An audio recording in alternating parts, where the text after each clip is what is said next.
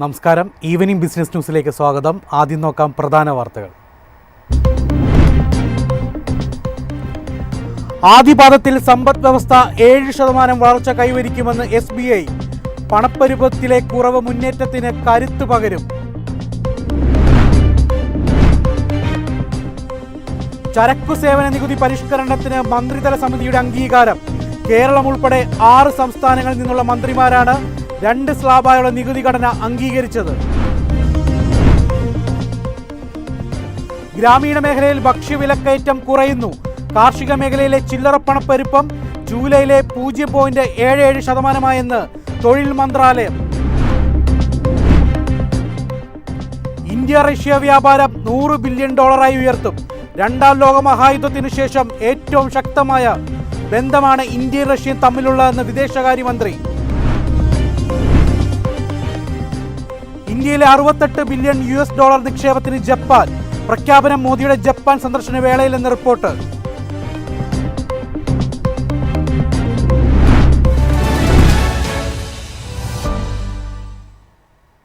വാർത്തകൾ വിശദമായി.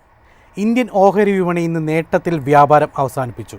Sensex 142 point ഉയർന്ന് 82,000-ലും നിഫ്റ്റി 33 പോയിന്റ് ഉയർന്ന് 25,083-ലും ക്ലോസ് ചെയ്തു.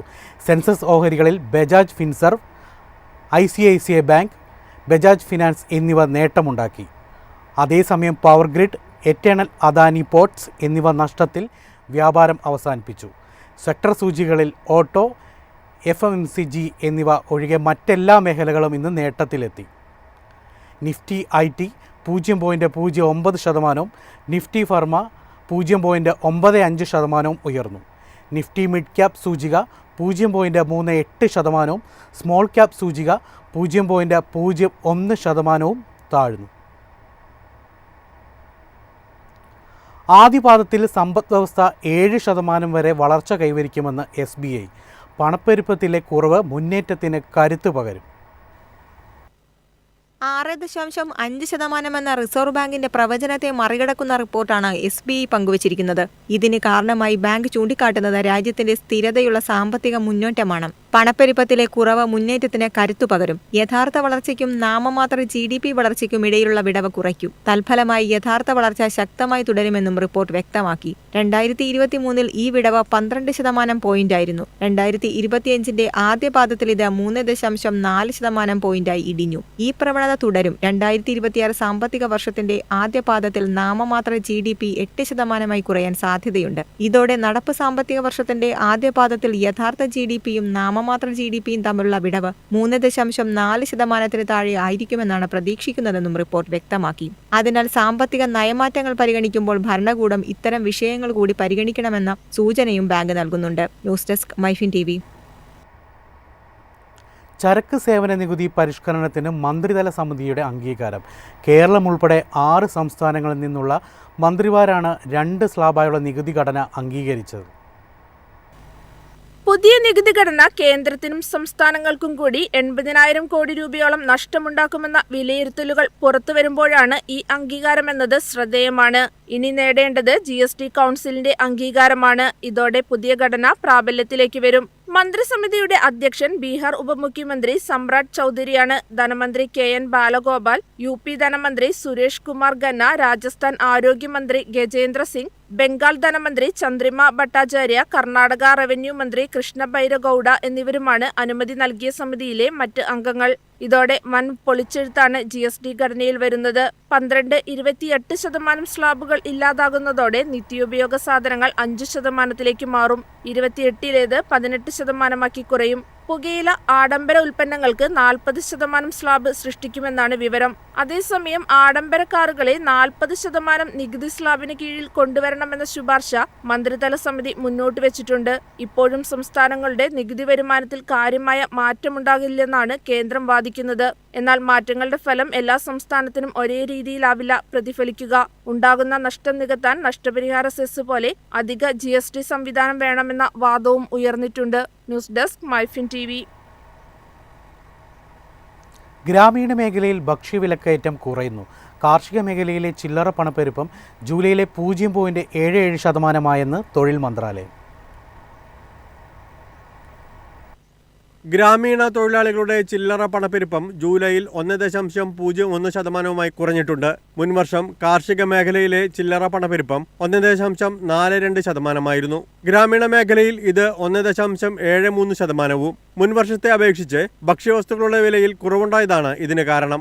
ഭക്ഷണത്തിനായി ചെലവഴിക്കുന്നത് കുറയുന്നതോടെ വസ്ത്രങ്ങൾ, ഇലക്ട്രോണിക്സ്, സേവനങ്ങൾ തുടങ്ങിയ ഭക്ഷ്യേതര വസ്തുക്കളുടെ ആവശ്യം ഗ്രാമീണ മേഖലയിൽ വർദ്ധിക്കാൻ സാധ്യതയുണ്ട്. അതായത് ഗ്രാമീണ വാങ്ങൽ ശേഷിയിലെ വർധനയ്ക്കും ഉപഭോഗ മേഖലയിലെ ഉണർവിലേക്കും പണപ്പെരുപ്പ് ആശ്വാസം വഴിവെക്കും. FMCG, റീറ്റെയിൽ, കൃഷിയുമായി ബന്ധപ്പെട്ട വ്യവസായങ്ങൾ, ഗ്രാമീണ ക്രെഡിറ്റ് മാർക്കറ്റുകൾ എന്നിവയ്ക്കെല്ലാം ഗുണം ചെയ്യും. മൊത്തത്തിൽ സമ്പദ് വ്യവസ്ഥയ്ക്ക് പിന്തുണ നൽകുമെന്നും തൊഴിൽ മന്ത്രാലയ റിപ്പോർട്ട് വ്യക്തമാക്കുന്നു. ഗ്രാമപ്രദേശങ്ങളിൽ പണപ്പെരുപ്പം കുറയുന്നത് റിസർവ് ബാങ്കിന് മേൽ പലിശ നിരക്ക് ഉയർത്താനുള്ള സമ്മർദ്ദം കുറയ്ക്കും. അതേസമയം കാർഷിക മേഖലയിലെ പണപ്പെരുപ്പത്തിലെ കുറവ് കാർഷിക വിളകളുടെ വിലക്കുറവിന് വഴിവെക്കും. കാർഷിക മേഖലയുടെ വരുമാനത്തിൽ ഇടിവിന് ഇത് കാരണമായേക്കാം. ഗ്രാമീണ വായ്പയിൽ സമ്മർദ്ദം ഉണ്ടാക്കുകയും കൃഷിയിലെ നിക്ഷേപം കുറയ്ക്കാമെന്നും റിപ്പോർട്ട് സൂചിപ്പിക്കുന്നു. News desk Myfin TV. India Russia വ്യാപാരം $100 ബില്യൺ ഉയർത്തും. രണ്ടാം ലോക മഹായുദ്ധത്തിനു ശേഷം ഏറ്റവും ശക്തമായ ബന്ധമാണ് ഇന്ത്യയും റഷ്യയും തമ്മിലുള്ളതെന്ന് വിദേശകാര്യമന്ത്രി S. ജയശങ്കർ പറഞ്ഞു. ഇന്ത്യയും റഷ്യയും നേരിട്ടുള്ള വിമാന സർവീസുകളും നാഥുല പാസ് ഉൾപ്പെടെയുള്ള അതിർത്തി പാതകൾ വഴി വ്യാപാരവും പുനരാരംഭിക്കാൻ സാധ്യതയുണ്ടെന്നാണ് S. ജയശങ്കർ വ്യക്തമാക്കിയത്. റഷ്യൻ വിദേശകാര്യമന്ത്രി സെർജി ലാവ്റോവുമായി നടത്തിയ സംയുക്ത വാർത്താ സമ്മേളനത്തിലാണ് ഇക്കാര്യം പറഞ്ഞത്. നിക്ഷേപം, പ്രതിരോധം, ശാസ്ത്ര സാങ്കേതിക വിദ്യാ മേഖലകളിലും ഇരു രാജ്യങ്ങളും തമ്മിൽ സഹകരിക്കും. റഷ്യൻ വിദേശകാര്യമന്ത്രി അടക്കമുള്ളവരുമായി ഇക്കാര്യം ചർച്ച ചെയ്തെന്നും മന്ത്രി അറിയിച്ചു. അതേസമയം ഇന്ത്യൻ ഉൽപ്പന്നങ്ങളോട് US വിമുഖത കാട്ടുകയാണെങ്കിൽ റഷ്യൻ വിപണിയിലേക്ക് സ്വാഗതം ചെയ്യുന്നതായി ഇന്ത്യയിലെ റഷ്യൻ പ്രതിനിധി ബാബുഷ്കിൻ വ്യക്തമാക്കിയിരുന്നു. ഇന്ത്യക്ക് എണ്ണ നൽകുന്നത് തുടരുമെന്നും ഡിസ്കൗണ്ട് ബാരലിന് $5 ഉയർത്തുമെന്നും അദ്ദേഹം പറഞ്ഞു. ഇന്ത്യക്ക് മേൽ US ഉയർന്ന തീരുവ ചുമത്തിയത് അനീതിയാണെന്നും ഇന്ത്യക്കൊപ്പമാണ് റഷ്യയെന്നും അദ്ദേഹം വ്യക്തമാക്കി. News desk Myfin TV. ഇന്ത്യയിൽ $68 ബില്യൺ നിക്ഷേപത്തിന് ജപ്പാൻ. പ്രഖ്യാപനം മോദിയുടെ ജപ്പാൻ സന്ദർശന വേളയിലെന്ന് റിപ്പോർട്ട്. ഇന്ത്യയിലേക്ക് വിദേശ നിക്ഷേപം ആകർഷിക്കാൻ സർക്കാർ നീക്കം നടത്തുന്ന വേളയിലാണ് ജപ്പാൻ രാജ്യത്ത് നിക്ഷേപം ഇറക്കാൻ പദ്ധതിയിടുന്നത്. സ്വകാര്യ നിക്ഷേപമാണ് രാജ്യം നടത്തുകയെന്നാണ് വിവരം. സെമി കണ്ടക്ടറുകൾ, ധാതുക്കൾ, ശുദ്ധമായ ഊർജം, AI, ഫാർമ ഉൽപ്പന്നങ്ങൾ എന്നിവ സംബന്ധിച്ച ധാരണയും മോദി ജപ്പാനീസ് പ്രധാനമന്ത്രി ഷിഗേരു ഇഷിബെ കൂടിക്കാഴ്ചയിലുണ്ടാകും. വളർന്നുവരുന്ന സാങ്കേതിക വിദ്യയ്ക്കും അനുബന്ധ സ്റ്റാർട്ടപ്പുകൾക്കുമായി ഒരു AI സഹകരണ സംരംഭവും പ്രഖ്യാപിക്കുമെന്നാണ് റിപ്പോർട്ട്. ഓഗസ്റ്റ് 29 മുതൽ 3 ദിവസത്തേക്ക് പ്രധാനമന്ത്രി നരേന്ദ്രമോദിയുടെ ജപ്പാൻ സന്ദർശനം. 2023 ശേഷം പ്രധാനമന്ത്രി നടത്തുന്ന ആദ്യ ജപ്പാൻ സന്ദർശനമാണിത്. ആഗോളതലത്തിലെ മുൻനിര ഏഷ്യൻ രാജ്യങ്ങളുമായി സഹകരണമുണ്ടാക്കി സാമ്പത്തികമായ ആശങ്കകൾ പരിഹരിക്കുക എന്ന ലക്ഷ്യമാണ് ഇന്ത്യക്കുള്ളത്. കഴിഞ്ഞ ഏതാനും പതിറ്റാണ്ടുകളായി US-യുമായി വളരെ അടുത്ത സഹകരണം പുലർത്തിയിരുന്നെങ്കിലും US വലിയ താരിഫ് ചുമത്തിയ ഒരു രാജ്യമാണ് ജപ്പാൻ. ഇതിനാൽ തന്നെ മോദിയുടെ ജപ്പാൻ സന്ദർശനത്തിന് പ്രസക്തിയേറെയാണ്. News desk Myfin TV. Kerala വാർത്തകൾ. പീരുമേട് MLA വാഴൂർ സോമൻ അന്തരിച്ചു. 72 വയസ്സായിരുന്നു. തിരുവനന്തപുരത്ത്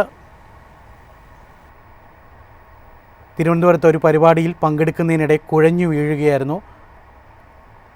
ആശുപത്രിയിൽ എത്തിച്ചെങ്കിലും ജീവൻ രക്ഷിക്കാനായില്ല. തിരുവനന്തപുരത്തെ CPI ഓഫീസായ AN സ്മാരകത്തിൽ മൃതദേഹം കൊണ്ടുപോകും. രാത്രി 8 മണിവരെ പൊതുദർശനത്തിന് വയ്ക്കുമെന്നും പാർട്ടി നേതൃത്വം അറിയിച്ചു.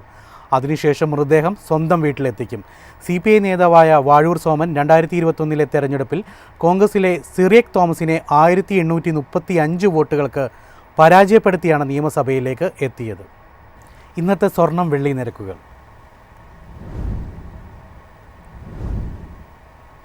സംസ്ഥാനത്ത് സ്വർണ്ണവില വർദ്ധിച്ചു. പവന് 400 രൂപയും ഗ്രാമിന് 50 രൂപയുമാണ് കൂടിയത്. ഇതോടെ ഒരു പവൻ സ്വർണത്തിന് 73,840 രൂപയും ഗ്രാമിന് 9,230 രൂപയുമായി വില ഉയർന്നു.